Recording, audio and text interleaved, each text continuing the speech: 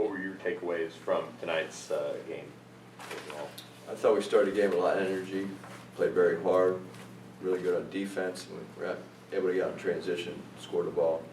I thought our guys played the right way. They shared the ball, they made the right extra pass, and then we hit some shots early because we were playing the right way. You had your exhibition game, scrimmage, that kind of thing, but it's a little different when the lights come on.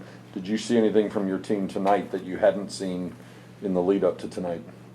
Well, we're a work in progress because we have so many new players and they haven't played together. We haven't coached them, and we've had some injuries in the preseason. So I thought tonight, no matter who was on the court together, we played a lot of different lineups tonight. Played small because some of our bigger guys were injured or out and in foul trouble. So I was very impressed with how hard we played, especially in the first half.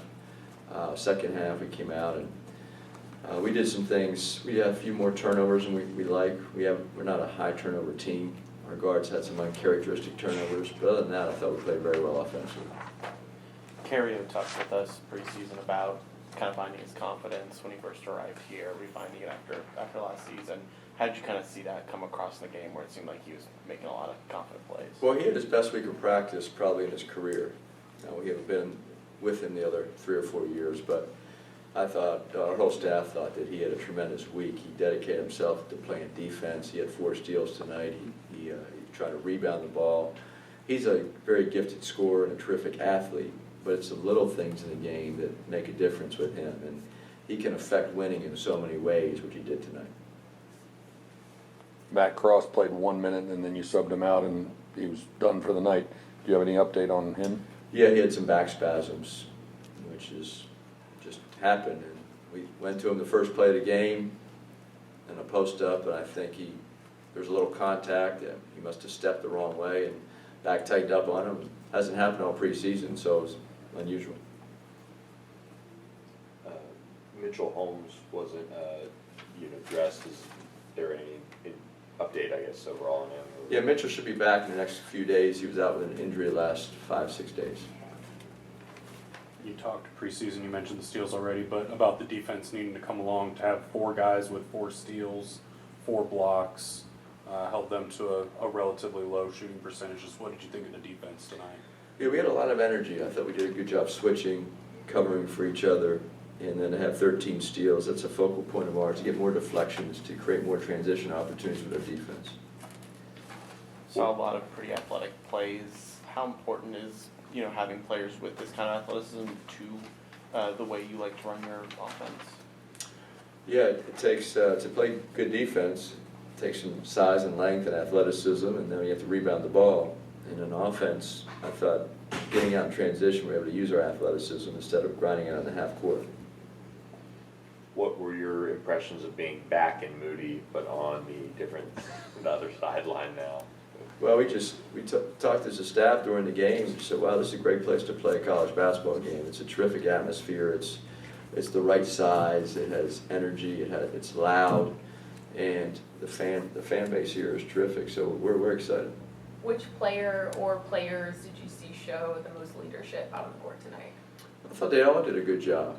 They came out together and made their mind up they were going to play very hard, and they did that. They did it collectively, and I thought everybody that went in the game played the same way.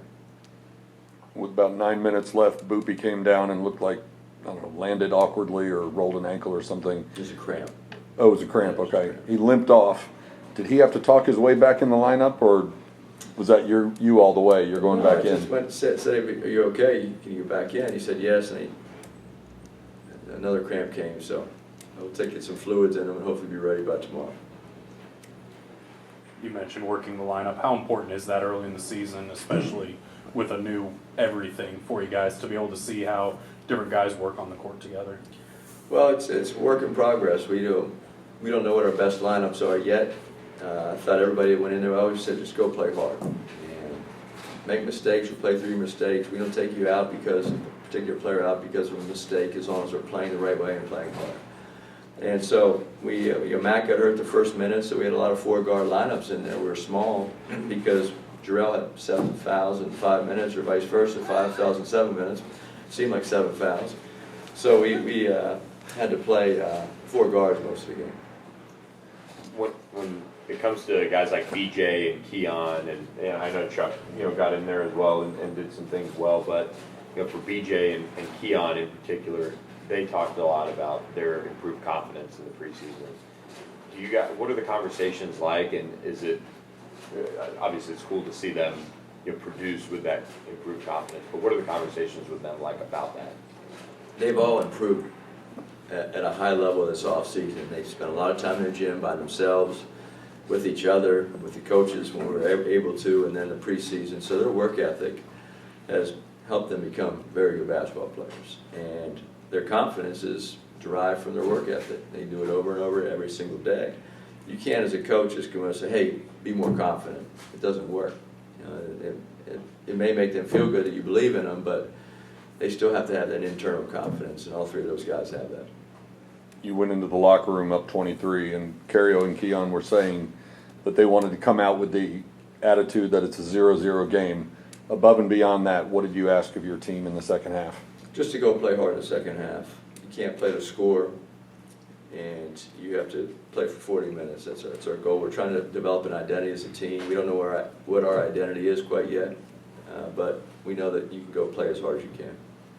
Is there anything you saw from tonight that you what is it you saw from tonight that you might hope would become the team's identity? Yeah, I thought the transition, our 13 steals, we can get deflections, block shots, steal the ball, and get out in transition. That really is a great identity to have, the toughness on defense. And that helps you win games in the ACC. We talked a little preseason, we talked to some of your players kind of about your demeanor in practice. We saw tonight you got a little bit animated there towards the end.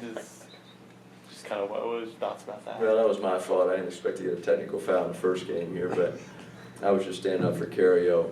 He got hit in the head on the layup. Wasn't called, but that was my fault. I deserved a technical. I made a hand gesture to my head, let the official know he got hit, and but I deserved that. Apologize to the official. That was on me. Make it a little bit more memorable for your first game.